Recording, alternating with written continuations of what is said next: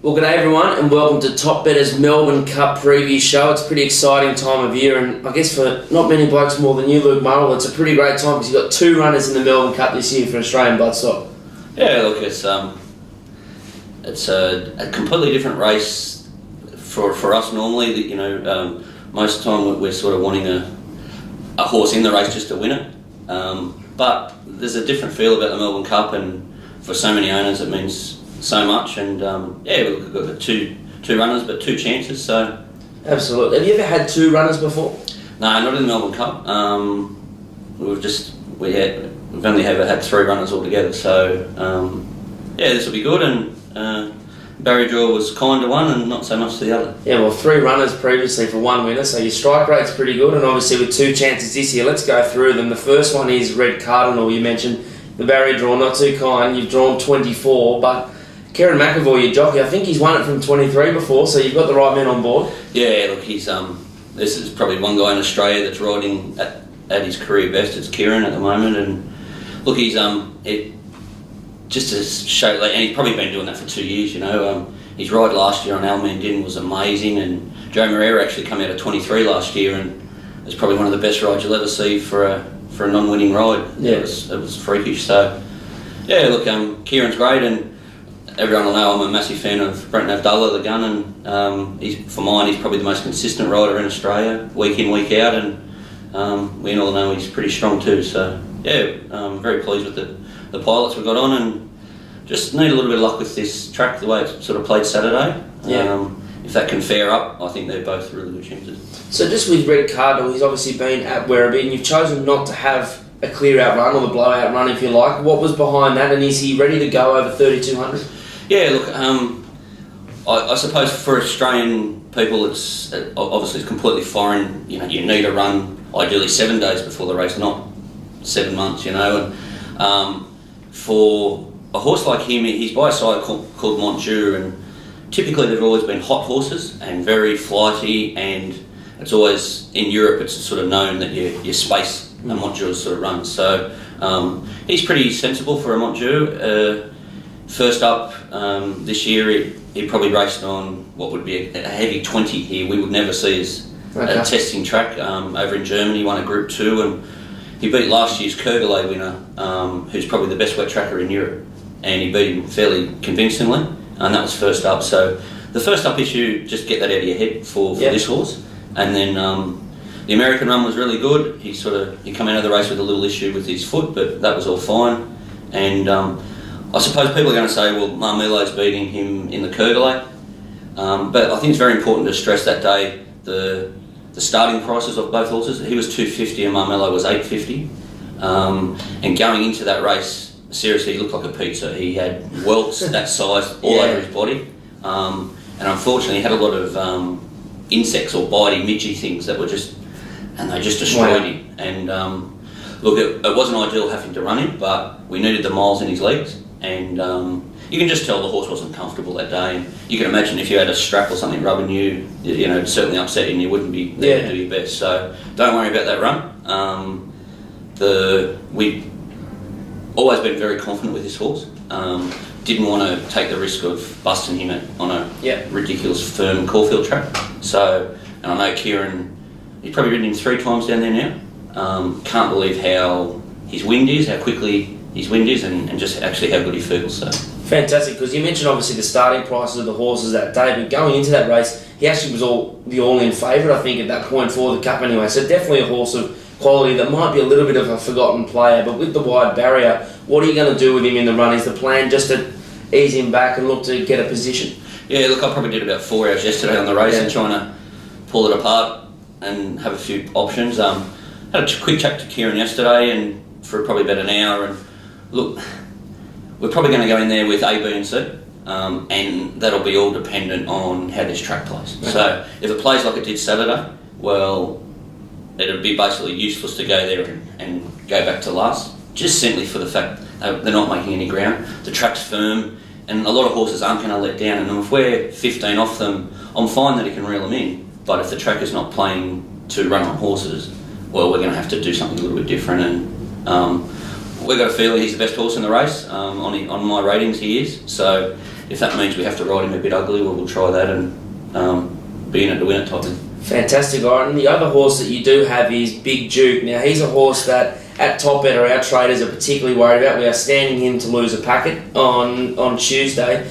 A horse that's also firm consistently since the barrier draw. It was a funny preparation because at one stage in our previous interviews with Jamie, we sort of mentioned he might be heading towards the Caulfield Cup. Aborted. Ultimately, it's been almost a blessing in disguise through the St Ledger and Moonee Valley. Yeah, the St Ledger obviously was a new race this year, and we looked at it and thought, well, if he's going to be any hope in a Melbourne Cup, which has always been his main aim, he's got to knock that over. Yeah. And look, he ran really good that day. He rated through the roof on our ratings, so we're pretty confident. A little bit of a dent. Darren's just thought his work Friday could have been a little bit sharper, but he had been over the sticks the Friday, and by all accounts, him and Humidor are a little bit flat, but I think that's just they're now stayers, you know, and he's the one thing you'll always get with Dukey is he's just tough and consistent bugger, and I think that'll take us a long way. So for mine, I think he's a massive chance. Yeah, and obviously he's got that relatively inside draw in barrier 5, so are you thinking that he may be sort of just getting the cosy run on the inside and just look to peel around the 800 and get going? Yeah, look, it's a funny race because on paper it does look like there's a shitload of speed, like they're going to go, and obviously it depends what Lloyd does with he's got a couple of chopping blocks out wide there that you'd think he's going to send forward, and I know we're not allowed pacemakers, but no. You've got to think that they will be there to serve it up to Sis Montaigne. If that doesn't happen though, won't be surprised if Dukey's a little bit closer. But I suppose from that barrier we've got multiple options and we can just see how it plays from there. And obviously Moonee Valley, it was a disappointing result on paper. Heavily backed favourite, looked to be in a great spot, but just they went so slow and couldn't get out. But ultimately perhaps a glorified barrier trial, not the worst thing either. No, look, Bart was renowned for them. Yeah. But I think if you have a look at the Channel 7 helicopter footage, at no stage did he get a clear running. No, of course, no. Look, I suppose we're looking at it and saying, well, we're in second gear. He's got beat 2 lengths, 2 horses that wound up, and that was their best they could give. So it hasn't hurt him. I think it's very important from a Melbourne Cup point of view. You've got to have miles in your legs. He ticks that box and he's tough, so yeah. Perfect. Alright, now let's move on to some of the other major chances. Or actually, no, first, what I do want to do is if I can get a push for one of your two. Is there one you're really keen on, or you just, let's go all in on both and let's look for the result? Alright, if you want to go all in, I'd be saying if we get some rain or the tracks looks to even up, Red Cardinal is the best horse of those two. If we don't, I'd be more leaning you go Duke. And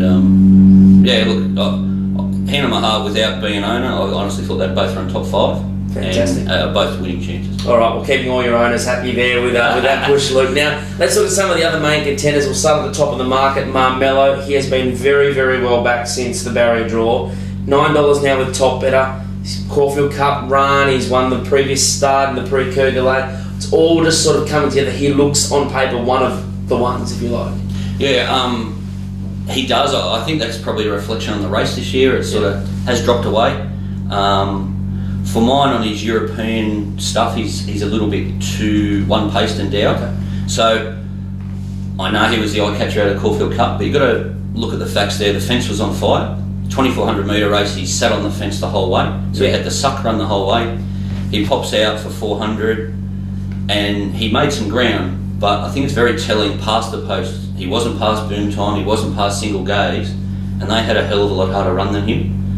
I think he's out in 16 at the moment, and I think that's a real sticky barrier for him. He's traditionally a horse that goes forward, and he could be a little bit exposed. Okay. I agree, look, just because there's so many you can pen in the race, he is some type of hope, but I think he's certainly well found, and that looks too skinny for mine, for what he's done over there. So just quickly, what are we doing with the Caulfield Cup form? Obviously a very strange race, a rough result as well. What are we doing with that race as a general thing? Are we saying it's a below average form reference? Yeah, I think so. Look, Boom Time's rating was actually better than what Alman did last year in a Melbourne Cup. Okay. So you've got to give him credit for that. I think though it was a unique situation where you've had a ridiculous top tempo, and a lot of those races you can sort of chuck out. even old Wicklow Brave wasn't too bad there back along the fence. But obviously it was a day, if you're caught wide, you'll bug it, and you needed to be up sucking up along the fence. For mine, I just think it's, realistically, if that field had showed up at a Geelong Cup or a Bendigo Cup, you would have said, yeah, it's not a bad field, you know. Like, yeah. I don't know how much of a proper Group 1 it was. Okay, now that obviously does then lead us on to Al Mandin, the connection that you've made there. He's the main hope, at least according to the market, of a big Lloyd Williams team. So a few up the top there with Johannes Vermeer and also Rekindling. As a group there, is there one that perhaps you think might be a really strong chance, and any that you might be against, that sort of $10, $11 range for the three of them? Yeah, I think Johannes Vermeer wouldn't get 3,200 if they pushed him off a cliff at 3,300. He's just not going to run the trip. No, okay. Again, Caulfield Cup day, he had the suck along the fence, couldn't get past single gaze, past the post he couldn't get past. All his form in Europe says he won't get it. His sectionals are very weak late, so happy to pen him. Okay. Almondin, I understand why he's the favourite. You had that dominating win at Flemington, second or third up, whatever he was, but there was no rating there. A horse like Crocodile Rock's a midweek winner, and he ran second. They, again, tearaway leader. In those type of scenarios, you want to be sucking back along the fence, which is where he was. Yeah. His best rating this prep's probably about 3 lengths below what he did last year. And he's a horse that can get over racing and pulling. You got Frankie on him, and you know he likes to scout the outside fence generally. So he's going to be worse than midfield. If the track's not playing run on, he's gone. Yeah. He hasn't got the miles in his legs. And yeah, look, I understand because he's last year's winner, and everyone, you know, the average punter in the street knows that horse, but yeah, not for me. Okay, and just on Rekindling, he's had an interesting prep coming in, and perhaps a horse we don't know too much about over here. We're not seeing too much of him, but certainly, you know, from a powerful team, must be respected. Yeah, definitely.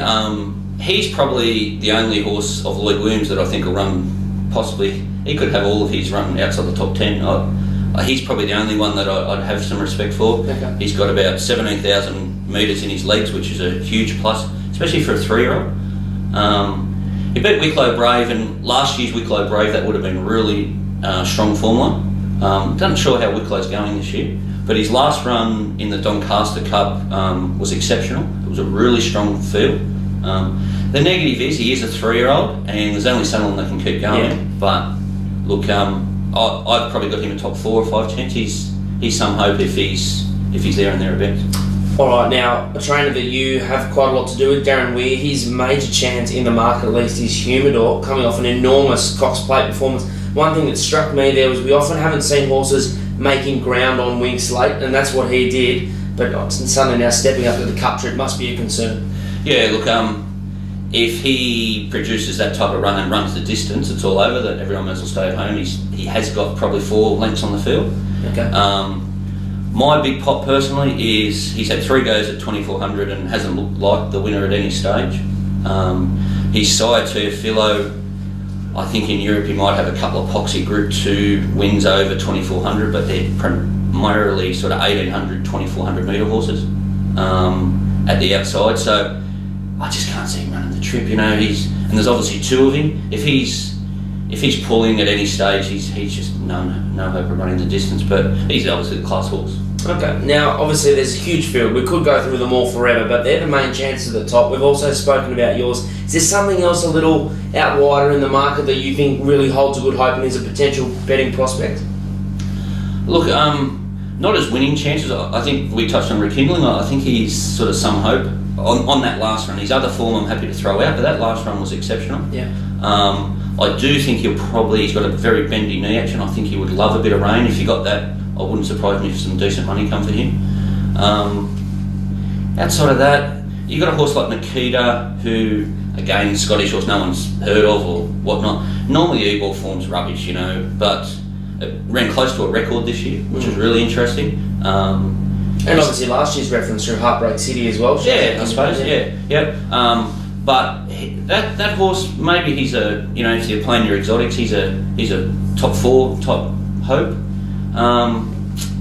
I think there's a lot of horses this year that you can just pen. Look, I'm left with a horse like Boomtime that can still just whack away, and as I said, I don't think that's the right form line, but there's so many there that you could put a line through. That's interesting. Okay. Yeah. So Okay, so with such a big field, when we do look to have a bet in the Melbourne Cup, is it the sort of race you really want to play into the exotics, or are you happy to have, back, you said you've been talking about your top 4 or 5, back your top 5 and back your judgment as the winner? Yeah, I think if you haven't taken a position at this stage, there is some small opportunity there for an edge, but I think for you guys that are semi-regular and interested, just try and jag your trifectas in your first 4. That's where you can get a bit of a life-changing type result. Some of them, they can pay really good, and I think this year there's a lot of horses up in the market that perhaps on Wednesday will think, well, how are they that sure? Okay. And if you get a couple of those other sort of left field horses in, there's some big exotics there, maybe 2v1, and that'll be the way I'll sort of play through your trifectas in your first 4s and that type of thing. All right, fantastic. Well, look, thanks for joining us. We wish you all the best with your 2 runners. You've given us a very strong push for both of them, so no doubt the TopBetta punters out there will be looking to back them. There's still some good prices available, and all the best. We hope that ultimately next time we speak to yourself or Jamie from the team, we can have a little celebration for a win in the Melbourne Cup. So congratulations. Well, sorry, not congratulations. Gee, what am I saying there? I've gone early.